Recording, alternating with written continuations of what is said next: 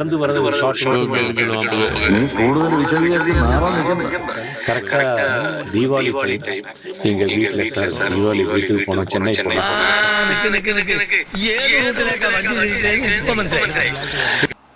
ജയറാം ഇത്ര വൃത്തികെട്ടവനായിരുന്നു? ജയറാമിൻ്റെ പൊയ്മുഖം ഇപ്പോൾ അടർന്നു വീണുകൊണ്ടിരിക്കുകയാണ്. പൊയ്മുഖം എന്ന് പറയുന്നത് നടന രാജാവ് എന്നുള്ള ആ ഇത് അല്ലേ, ഈ 1987 കാലഘട്ടത്തിൽ മുതലേ സിനിമാ മേഖലയിലേക്ക് കടന്നു വന്ന ആളാണ് ജയറാം. ജയറാമിൻ്റെ ആ അഭിനയം, സിനിമയിലുള്ള അതേ അഭിനയവും ടി വിക്കാരും അല്ലെങ്കിൽ മാധ്യമങ്ങളുടെ മുമ്പിലും അങ്ങ് അഴിഞ്ഞാടുകയാണ്. അല്ലെങ്കിൽ വിനയം കൊണ്ട് അങ്ങ് അങ്ങനെ തൊഴുത്, ഇങ്ങനെ നമ്മൾ അമ്പലത്തിൽ പോയോ പള്ളിയിൽ പോയോ നിൽക്കുന്നത് പോലെ ഇങ്ങനെ തൊഴുത് നിൽക്കുന്ന ഒരു ഭാവം, വിശ്വഭാവം. കാരണം അങ്ങനെ പറയാൻ കാരണം എന്ന് പറഞ്ഞാൽ ഈ കഴിഞ്ഞ ഒരു കാഴ്ച മുഴുവനുമായിട്ടും നമ്മൾ ജയറാമിനെതിരായിട്ട് ഉയർന്നു വന്ന മെയിൻ പ്രശ്നങ്ങൾ 2020 എന്ന് പറയുന്ന ഒരു ബ്രഹ്മാണ്ഡ ചിത്രം, നമ്മളെല്ലാവർക്കും അറിയാം 2020യെ പറ്റി. ആ ബ്രഹ്മാണ്ഡ ചിത്രത്തിൻ്റെ അതിൻ്റെ മെയിൻ ഒരു 5 സിനിമാ നടന്മാർ നിൽക്കുന്ന പോസ്റ്ററിൽ ജയറാമിൻ്റെ ഫേസ് ഇല്ല, ജയറാമിൻ്റെ ഇതില്ല. എന്തുകൊണ്ടാണ് അന്ന് സംഭവിച്ചതിനെ പറ്റി തമിഴ്നാട്ടിൽ നടന്ന ഈയിടയ്ക്ക് ജയറാമിൻ്റെ പുതിയതായിട്ട് പുറത്തിറങ്ങിയ ഒരു സിനിമയുടെ പ്രൊമോഷൻ്റെ ഭാഗമായിട്ട് അവിടെ ഒരു ഇൻ്റർവ്യൂ നടത്തുകയുണ്ടായി. ആ ഇൻ്റർവ്യൂ ഞാനിതിൽ കാണിക്കാം. ആ ഇൻ്റർവ്യൂവിൽ ആണ് സംഭവം, നമുക്ക് നോക്കാം. ജയറാം പറയുന്ന ഒരു വിവാദം, അതായത് വിവാദമാകാനുണ്ടായ കാരണം, ആ സിനിമയിൽ തൻ്റെ മുഖം വരാൻ ഇല്ലാത്ത ഒരു കാരണം എന്താ പറഞ്ഞാൽ ദീപാവലിയാണ്. തമിഴ്നാട്ടിലെ പ്രേക്ഷകർക്ക് വേണ്ടി ഇൻ്റർവ്യൂ നടക്കുന്ന ഒരു ചാനലിൽ പോയി ആ ചാനലിൽ ഇൻ്റർവ്യൂവിൽ ജയറാം പറയുന്നൊരു ഒരു അല്ലെങ്കിൽ ഒരു വാദമാണ്. ഇങ്ങനെയാണ് പറയുന്നത്, ദീപാവലി ആയതുകൊണ്ട് ഞാൻ അതിൽ പോയില്ല എന്നാണ് അദ്ദേഹം പറയുന്നത്. ആലോചിച്ച് നോക്കി, ദീപാവലി ആയതുകൊണ്ട് ഞാൻ പോയില്ല. നമുക്ക് ആ വിഷയം ഒന്ന് കാണാം. നീ കൂടുതൽ വിശദീകരിച്ച് മാറാൻ നിൽക്കണ്ട. தீபாவளி டைம் எங்க வீட்டுல சார் தீபாவளி வீட்டுக்கு போனோம், சென்னை போனோம். നീ കൂടുതൽ വിശദീകരിച്ച് മാറാൻ നിൽക്കണ്ട. தீபாவளி டைம் எங்க வீட்டுல சார் தீபாவளി வீட்டுக்கு போனோம், சென்னை போனோம். ഇത് എങ്ങനെയാണ് വിവാദമാകുന്നതെന്ന് പലർക്കും ഒരു ആശ്ചര്യം ഉണ്ടാവും. കാരണം ആ കാലഘട്ടം, അതായത് കുറച്ച് കാലം പുറകോട്ടേക്ക് പോകണം. ആ പുറകോട്ട് 2020യുടെ കാലഘട്ടത്തിൽ ജയറാമിനോട് പഴയ അന്നത്തെ മാധ്യമപ്രവർത്തകർ ചോദിക്കുകയാണ്, താങ്കൾ 2020 ഷൂട്ട് ചെയ്ത സമയത്ത് ആ ട്രെയിലറിൽ പുള്ളിയുടെ പടം ഇല്ലായിരുന്നല്ലോ, അന്ന് ഷൂട്ട് ചെയ്തപ്പോൾ എവിടെയായിരുന്നു എന്ന് ചോദിച്ചപ്പോൾ അദ്ദേഹം പറഞ്ഞത് ശബരിമലയിൽ തൊഴാൻ പോയി, മലയ്ക്ക് പോയി, അതുകൊണ്ടാണ് വരാൻ സാധിക്കാതിരുന്നെന്നാണ് അദ്ദേഹം പറയുന്നത്. ഇതിൻ്റെ വൈരുദ്ധ്യം എന്ന് പറയുന്നത് 2 സ്ഥലത്ത് പറഞ്ഞ കാര്യങ്ങൾ. ഇപ്പം പഴയ ഒരു കാലഘട്ടത്തിൽ ആ സിനിമയെക്കുറിച്ച് 2020യെക്കുറിച്ച് പറഞ്ഞത് ശബരിമലയ്ക്ക് പോയിരുന്നു. തമിഴ്നാട്ടിൽ ഒരു 90% ഹൈന്ദവരുള്ള തമിഴ്നാട്ടിലെത്തിയപ്പോൾ, തമിഴ്നാട്ടിലെ തൻ്റെ സിനിമയുടെ പ്രൊമോഷൻ ചെയ്തപ്പോൾ അവിടെയുള്ള ആളുകളെ കയ്യിലെടുക്കാൻ വേണ്ടി എന്താ പറയേണ്ടത്, ഒരു മാർക്കറ്റിംഗ് തന്ത്രമാണ് അദ്ദേഹം പ്രയോഗിച്ചത്. ദീപാവലി ആയതുകൊണ്ട് എനിക്ക് പങ്കെടുക്കാൻ പറ്റുമെന്ന് പറഞ്ഞു. അപ്പോൾ ഡയറക്ടർ ചോദിച്ചെന്നാണ് പറയുന്നത്, നിങ്ങൾക്ക് സിനിമയാണോ പ്രധാനം ദീപാവലിയാണോ എന്തല്ലേ?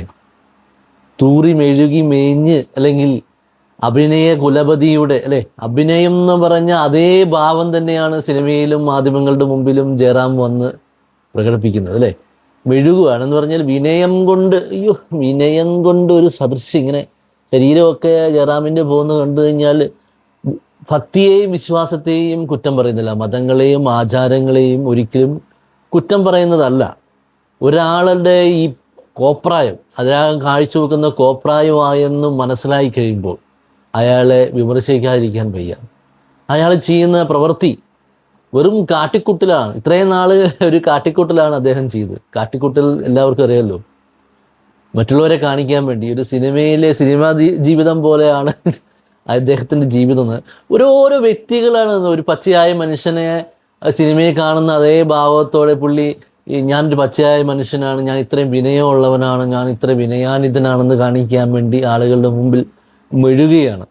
അതുപോലെ തന്നെ ഈയിടയ്ക്ക് അദ്ദേഹത്തെക്കുറിച്ച് പല വിവാദങ്ങളുണ്ടായി. തമിഴ്നാട്ടിൽ മറ്റൊരു വിവാദം വളരെ വർഷങ്ങൾക്ക് മുമ്പേ ഉണ്ടായിരുന്നു.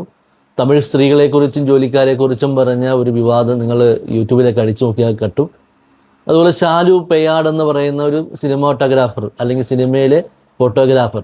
ശാലു പെയ്യാട് സോഷ്യൽ മീഡിയയിൽ ഒരുപാട് കാര്യങ്ങൾ ചെയ്യുന്ന ശാലു പെയ്യാടിനെ കുറിച്ച് നിങ്ങൾക്കറിയായിരിക്കും. അദ്ദേഹത്തെ സിനിമാ മേഖലയിൽ പ്രവർത്തിക്കുകയും ഫോട്ടോ എടുക്കുകയൊക്കെ ചെയ്യുന്ന, ഒരുപാട് ചാരിറ്റിയൊക്കെ ഇപ്പോൾ ചെയ്യുന്ന ഒരു ശാലു പെയ്യാടിൻ്റെ മുഖം വേണമെങ്കിൽ ഞാൻ ഇവിടെ കൊടുക്കാം. അപ്പോൾ അദ്ദേഹം പറയുകയുണ്ടായി, അദ്ദേഹത്തിൻ്റെ ഈ ജയറാമിൻ്റെ കൂടെയുള്ള ഒരു മേക്കപ്പ് ആർട്ടിസ്റ്റ്, ആ മേക്കപ്പ് ആർട്ടിസ്റ്റിൻ്റെ കല്യാണമായപ്പോൾ ഇദ്ദേഹം ക്ഷണിച്ചു വന്നപ്പം ഇദ്ദേഹത്തിന് ഒത്തിരി വർഷങ്ങളായിട്ട് കൂടെയുള്ളൊരു വ്യക്തിയാണ്. ആ വ്യക്തി കൂടെ ജോലി ചെയ്ത ഒരാളുടെ കല്യാണത്തിന് വരുമ്പോൾ അദ്ദേഹം കൊടുത്ത തുക എന്ന് പറയുന്നത് സാധാരണക്കാരനേക്കാളും താഴെയുള്ളവർ കൊടുക്കുന്ന പൈസ. 10,000 രൂപയാണ് ഇദ്ദേഹം ഇത്ര വർഷം ജോലി ചെയ്ത ഒരാൾക്ക് കൊടുത്ത പൈസ എന്ന് പറയുന്നത് സമ്മാനമായിട്ട്. എന്നിട്ട് ഇവരത് നാണക്കേടല്ലേ, ജയറാമിനെ പോലെ ഒരാൾ വന്ന് പൈസയ്ക്ക് 10,000 രൂപ കൊടുത്തെന്ന് പറയുമ്പോൾ ജയറാമിന് നാണക്കേടാതിരിക്കാൻ വേണ്ടി 25,000 രൂപ എന്ന് എഴുതിയെന്നാണ് ശാലു പെയ്യാട് പറയുന്നത്. അപ്പം നമ്മൾ പറഞ്ഞു വന്നത് ഇതാണ്, വിവാദത്തിൻ്റെ പുത്രൻ അല്ലേ. 2 തരത്തിലാണ്. ശബരിമല എന്ന് പറയുന്ന കേരളത്തിലെ വിഷയം, ദീപാവലി എന്ന് പറയുന്നത് തമിഴ്നാടിൻ്റെ വിഷയം. 2 ആചാരങ്ങൾ തമ്മിലുള്ള, എന്തിനാണ് അങ്ങനെ ചെയ്തതെന്ന് വെച്ചാൽ സിനിമയുടെ മാർക്കറ്റിംഗ് തന്നെയാണ്, വേറൊന്നുമില്ല. അദ്ദേഹം ആ ഇൻ്റർവ്യൂവിൽ അങ്ങ് മെഴുകിയിരിക്കുകയാണ്, വിനയം കൊണ്ടങ്ങ് മെഴുകുകയാണ്. ഞാനിത് പറയുമ്പോൾ നിങ്ങൾ എന്നെ ക്രൂശിക്കാനോ വിമർശിക്കാനോ വന്നിട്ട് യാതൊരു കാര്യമില്ല. ഈ ജയറാം എന്ന് പറയുന്ന വ്യക്തി ഒരു അടുത്ത കാലത്ത് ഒരു ഉത്സവത്തിന് ചെണ്ട കൊട്ടാൻ പോയപ്പോൾ ആ ചെണ്ട കൊട്ടുന്ന സ്ഥലത്ത് ഒരു സ്ത്രീ ഫോട്ടോ എടുക്കാൻ വേണ്ടി വന്നു. ആ സ്ത്രീ വന്നപ്പോഴത്തേക്കും ആ സ്ത്രീയുടെ കൂടെ നിന്ന് പുള്ളി ഫോട്ടോ എടുക്കുകയും സ്ത്രീ ആശ്ലേഷിച്ചപ്പോൾ ജയറാമും ആശ്ലേഷിച്ചു. അതേസമയം ഈ സെക്യൂരിറ്റിയുടെ ഇടയ്ക്ക് നിൽക്കുന്ന ജയറാമും അതേസമയം ഒരു പുരുഷാരവത്തിൽ നിന്ന് ഒരാൾ കടന്നു വരുന്നു. അങ്ങനെ അമ്പലത്തിൽ തൊഴാൻ വന്ന ആ സ്ത്രീ ഇദ്ദേഹത്തിൻ്റെ അടുത്ത് വന്ന് ഫോട്ടോ എടുക്കുകയും അതിന് സെക്യൂരിറ്റിക്കാർ സമ്മതിക്കുകയും അങ്ങനെ ഇദ്ദേഹവും സമ്മതിച്ചു. ആ പെൺകുട്ടി വന്ന് അടുത്ത് നിന്ന് അദ്ദേഹത്തെ ആശ്ലേഷിച്ച്, അങ്ങനെയല്ല പറയുക, കെട്ടിപ്പുണർന്ന് ഒരു ഫോട്ടോ ഒക്കെ എടുത്തു. അപ്പോൾ ഇത് കണ്ടുകൊണ്ട് നിന്ന വേറൊരു ജയറാമിൻ്റെ ആരാധകൻ വന്നു. ആ ജയറാമിൻ്റെ ആരാധകനെ കണ്ടപ്പോൾ തന്നെ അയാളുടെ മുഖം കാണണം, വല്ലാത്തൊരു പുച്ഛഭാവത്തോടെ അദ്ദേഹത്തെ സെക്യൂരിറ്റിയെ കൊണ്ട് അയാൾ പറഞ്ഞു വിടുന്ന ഒരു കാഴ്ച. സെക്യൂരിറ്റി പിടിച്ചു മാറ്റി അദ്ദേഹത്തെ. വേണമെങ്കിൽ ജയറാമിന് പറയായിരുന്നു എൻ്റെ കൂടത്തിൽ വന്നൊരു ഫോട്ടോ എടുത്തോളാണ്, പക്ഷേ ഒന്നും ചെയ്തില്ല. അങ്ങനെ ഒരു കപടമുഖം എന്ന് പറയുമ്പോൾ നിങ്ങൾ ജയറാമിൻ്റെ ഓരോ ഇൻ്റർവ്യൂവും അല്ലെങ്കിൽ ടി വി മാധ്യമങ്ങളിൽ വന്നിട്ടുള്ള അദ്ദേഹത്തിൻ്റെ ആ ഓവർ വിനയത്തെക്കുറിച്ച് മാത്രമേ പറയുന്നുള്ളൂ. അദ്ദേഹത്തിൻ്റെ വിശ്വാസങ്ങളെയോ അദ്ദേഹത്തിൻ്റെ മറ്റ് സംഭവങ്ങളെക്കുറിച്ചൊന്നും പറയുന്നില്ല. എനിക്ക് പെട്ടെന്ന് ചുമ വന്നുകൊണ്ടാണ് ചുമച്ചത്. അപ്പം ഇതാണ് ജയറാം എന്ന് പറയുന്ന ആ ഒരു 36 വർഷമായിട്ട് സിനിമയിലുള്ള ഒരു സിനിമാ നടൻ. ആ സിനിമാ നടനെക്കുറിച്ച് നല്ല രീതിയിൽ നമ്മൾ ഒക്കെ കരുതിയിരിക്കുന്നത് അല്ലേ, കുടുംബ പ്രേക്ഷകരായിട്ടുള്ള നമ്മൾ കൂടുതലും കുടുംബ ചിത്രങ്ങളാണ് അദ്ദേഹം ചെയ്തിട്ടുള്ളത്. അതാണ് കൂടുതലും വിജയിച്ചിട്ടുള്ളത്. ഒരു കാലഘട്ടം മുഴുവൻ ജയറാമിൻ്റെ കൂടെയായിരുന്നു. നമുക്കൊരു കാര്യം ചെയ്യാം, ജയറാമിൻ്റെ പഴയ ഒരു വീഡിയോ നമുക്ക് കണ്ടിട്ട് വരാം. ഇവിടെ ഞാൻ പ്ലേ ചെയ്യാണ്. ജയറാമിൻ്റെ 1987 കാലഘട്ടത്തിലൊക്കെ ജയറാം സിനിമയിലേക്ക് കാലെടുത്ത് വെച്ചപ്പോൾ അദ്ദേഹം സംസാരിക്കുന്ന ഒരു ദൃശ്യം നമുക്കൊന്ന് കണ്ടിട്ട് വരാം. ഇത് മുമ്പ് പടത്തിലൊക്കെ വർക്ക് ചെയ്തിട്ടുണ്ടോ? അത്തരം കാര്യങ്ങളെ കുറിച്ചൊക്കെ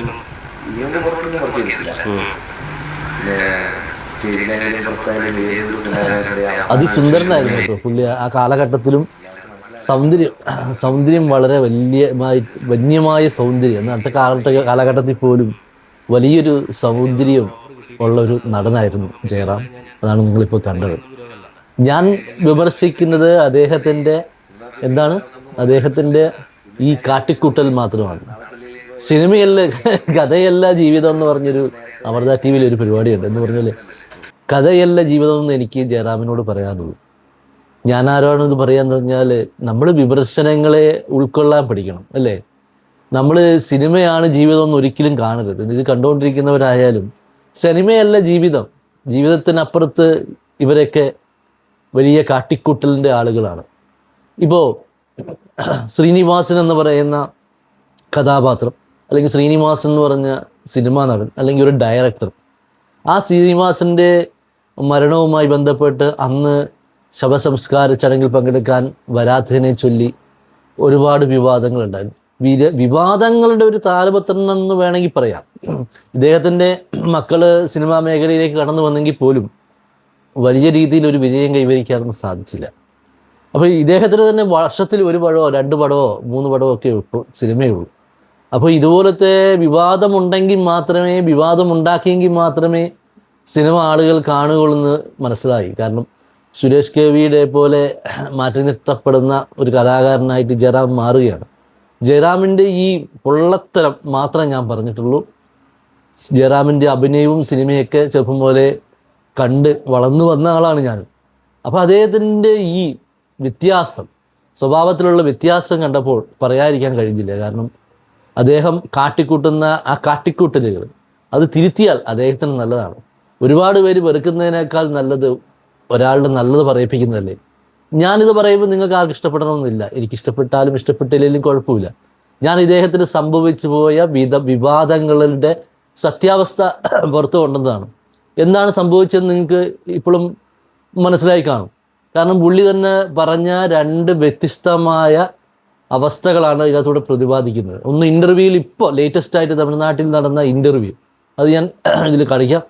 ആ ഇൻ്റർവ്യൂവിൽ അദ്ദേഹം പറഞ്ഞത് വളരെ ഫേമസ് ആയിട്ടുള്ള, കോടികൾ നേടിയിട്ടുള്ള 2020 സിനിമയിൽ പോസ്റ്ററിൽ അദ്ദേഹത്തിൻ്റെ പേരില്ല. എന്താണ് അദ്ദേഹം ഇല്ലാതിരുന്നത് എന്നാണ് ചോദിച്ചത് ആ ഇൻ്റർവ്യൂവിൽ. അപ്പോൾ ഇദ്ദേഹം പറഞ്ഞത്, ഡയറക്ടറോട് പറഞ്ഞു പോലും ദീപാവലി ആയതുകൊണ്ടന്ന് വരാൻ പറ്റില്ല എന്ന്. അവിടെ ആ വിശ്വാസത കയറി പിടിച്ചു. സെയിം കാര്യം തന്നെ വർഷങ്ങൾക്കപ്പുറം, ഒരുപാട് വർഷങ്ങൾക്ക് മുമ്പ് ഈ 2020 ഇറങ്ങിയ സമയത്ത് ജയറാമിനോട് ഇതുപോലെ അന്നത്തെ മാധ്യമപ്രവർത്തകർ, ഇതെന്നാണ് ഇത്രയും മാധ്യമങ്ങളുണ്ടായിരുന്നു, അന്നത്തെ മാധ്യമപ്രവർത്തകൻ ചോദിച്ചപ്പോൾ അദ്ദേഹം പറഞ്ഞത് ഞാൻ ശബരിമലയ്ക്ക് പോയെന്നാണ്. എങ്ങനെയാണ് ഒരാൾക്ക് ഇങ്ങനെ മാറാൻ സാധിക്കുന്നത് അല്ലേ? ഒരാൾക്ക് എങ്ങനെയാണ് ഇത്തരം അമിതമായിട്ടുള്ള ഒരു തെറ്റ് സംഭവിക്കുക? അതുപോലെ അമിത വിനയം എന്നൊക്കെ പറഞ്ഞു കഴിഞ്ഞാൽ എൻ്റെ പൊന്നോ, നിങ്ങൾ കണ്ടിട്ടുണ്ടാവും, തൂറി മെഴുകി കളയുന്ന അഭിനയമാണ് പുള്ളിയുടെ ഭാവാഭിനയമാണ് മുഖത്തോടെ വരുന്നത്. നമ്മൾ സിനിമയും സിനിമക്കാരും കുറ്റപ്പെടുത്താൻ വേണ്ടി ഇറങ്ങി തിരിച്ചു വന്നല്ല. സത്യസത്യമായി തന്നെ പറയണം, ഇങ്ങനെ ഒരു വിവാദമുണ്ടാക്കേണ്ട യാതൊരു കാര്യവും ഇല്ല. ഇത് ജയറാമിൻ്റെ കയ്യിൽ നിന്ന് പറ്റുന്ന ചെറിയ തെറ്റാണ്. അപ്പം ഒരിക്കലും അങ്ങനെ ഒരു കാര്യം പറയുമ്പോൾ അതിൻ്റെ വ്യക്തമായ കാര്യങ്ങൾ പറയണം. അല്ല, ഇത് കണ്ടുകൊണ്ടിരിക്കുന്നത്, സൂക്ഷിച്ച് വെച്ചേക്കുന്ന, റെക്കോർഡ് ചെയ്ത് വെച്ചേക്കുന്ന പഴയ വിഷ്വൽസൊക്കെ ഒരുപാടുണ്ട്. അപ്പം ജയറാമിൻ്റെ പുതിയ പടം ഈ അടുത്തിടയ്ക്ക് ഇറങ്ങിയിട്ടുണ്ട്. അതിൽ സുരാജ് വെഞ്ഞാറുമൂട്, ഞാനൊരു പടം കണ്ടു. സുരാജ് വെഞ്ഞാറുമൂട് പോലീസ് കഥാപാത്രമായി, ജയറാം ഒരു ബാങ്ക് മാനേജറായിട്ട് വരുന്ന ആ ഒരു കഥാപാത്രം, പുതിയൊരു സിനിമയാണ് അത്. അതിലെ അഭിനയം ജയറാമിനേക്കാൾ 100 മടങ്ങ് അഭിനയമാണ് സുരാജ് വെഞ്ഞാറമൂട് എന്ന് പറയുന്ന ആ വ്യക്തി അഭിനയിച്ചേക്കും. ഒരുപക്ഷെ ധനുഷ് എന്ന കഥാപാത്രത്തെ പോലും പിന്തള്ളിക്കൊണ്ട്, ധനുഷ് എന്ന് പറഞ്ഞ ആ കഥാപാത്രത്തെ പോലും സൈഡാക്കിക്കൊണ്ടാണ് സുരാജിൻ്റെ ആ പെർഫോമൻസ്. അപ്പോൾ ഒത്തിരി അതുല്യ കലാകാരന്മാർ വളർന്നു വന്ന ആ മലയാള സിനിമയിൽ അമിത വിനയം കാഴ്ചവെക്കുന്ന ഇവരെ പോലുള്ള ആളുകളുടെ മുഖം പുറത്തു കൊണ്ടുവന്നേ ഉള്ളൂ. മറ്റൊരു വിഷയമായി കണ്ടുമുട്ടാം. Okay, by.